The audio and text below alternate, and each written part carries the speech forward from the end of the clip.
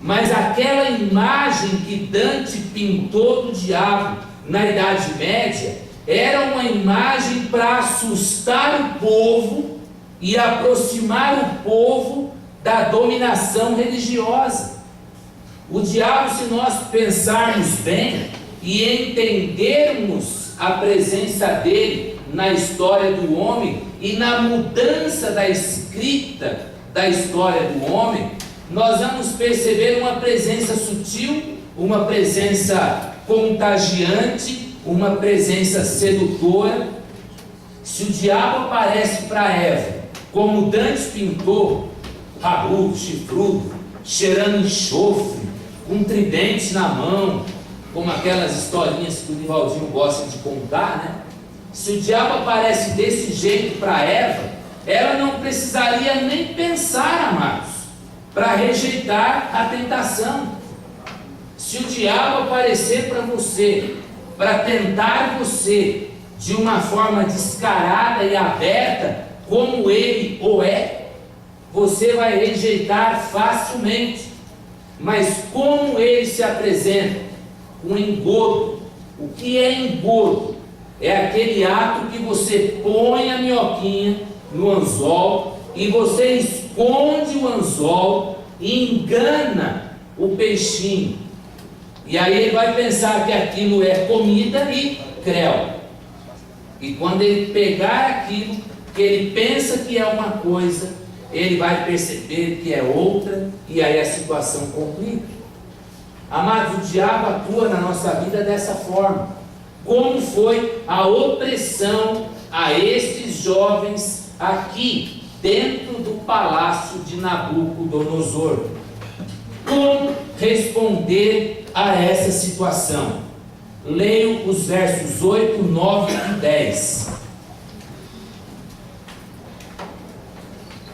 E Daniel propôs no seu coração não se contaminar com a porção das iguarias do rei, nem com o vinho que ele bebia.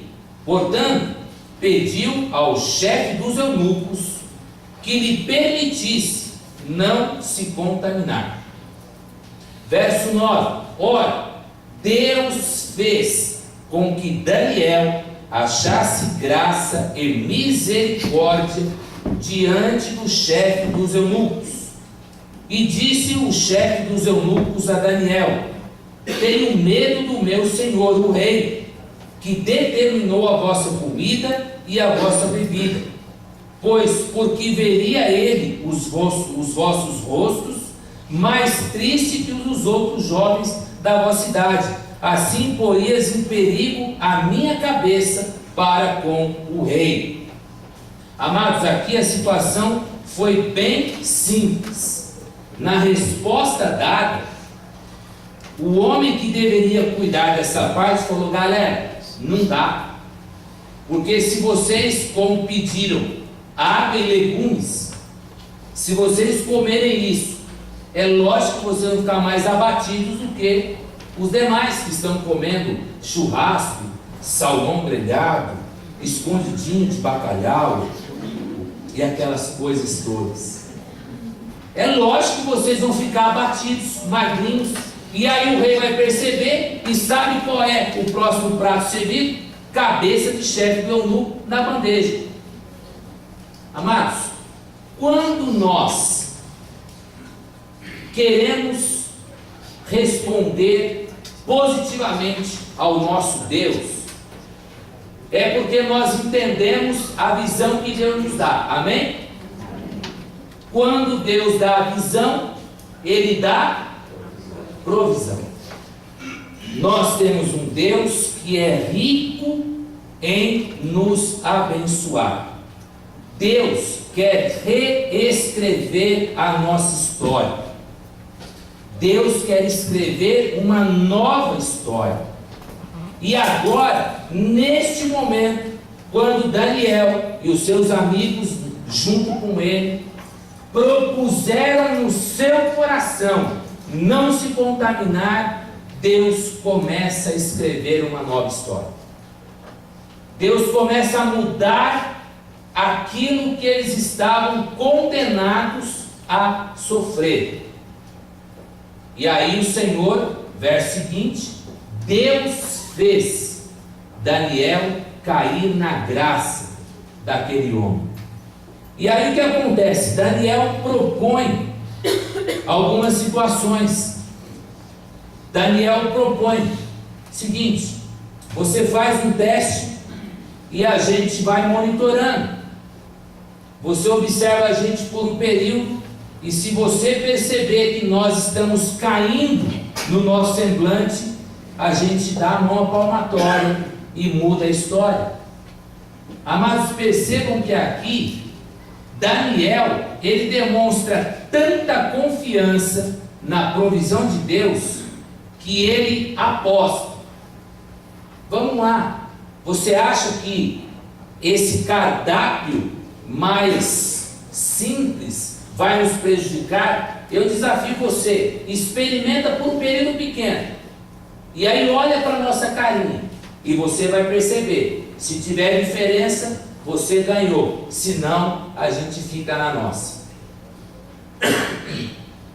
O teste foi feito e eles foram aprovados. Ao final do período, a sua aparência era melhor do que aqueles que estavam comendo e bebendo aquelas delícias do palácio. Por que isso acontece? O que é que Deus espera de cada um de nós? Mensagem da manhã. Ouvindo isto, eles perguntaram a Pedro: o que faremos? Prestem atenção. Nesse texto, do verso 8 ao 10, o que é que nós encontramos aqui? Primeiro, um coração disposto a obedecer e a não se contaminar.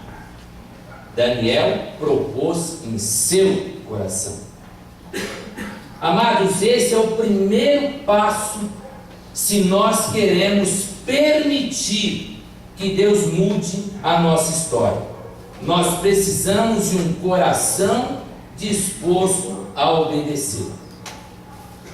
Depois, precisamos de uma mente decidida a levar adiante as nossas decisões. O verso seguinte, o texto fala: ele pediu ao chefe dos eunucos. Não adianta tomarmos decisões no coração e não levarmos essas decisões à concretização. Daniel se apresentou, Daniel estava com o coração disposto a não se contaminar, mas no final do verso diz: portanto, pediu ao chefe dos eunucos que lhe permitisse não se contaminar. As decisões que você toma aqui, elas têm que ser transformadas em ações, porque senão elas se perdem e não vêm para a mente para operacionalizar a caminhada que você precisa empreender. Terceiro ponto, que é o mais importante: confiança na provisão. O verso 9 declara: Deus fez com que Daniel achasse graça e misericórdia diante de Deus. Amados, quantas vezes na nossa caminhada nós não somos confrontados com a Babilônia, com seus enganos, com as suas armadilhas, com as suas ciladas que nem sempre são facilmente identificadas, e aí vamos sendo conduzidos para longe do Pai, para longe de Jerusalém. Quantas vezes nós já não passamos por essa situação?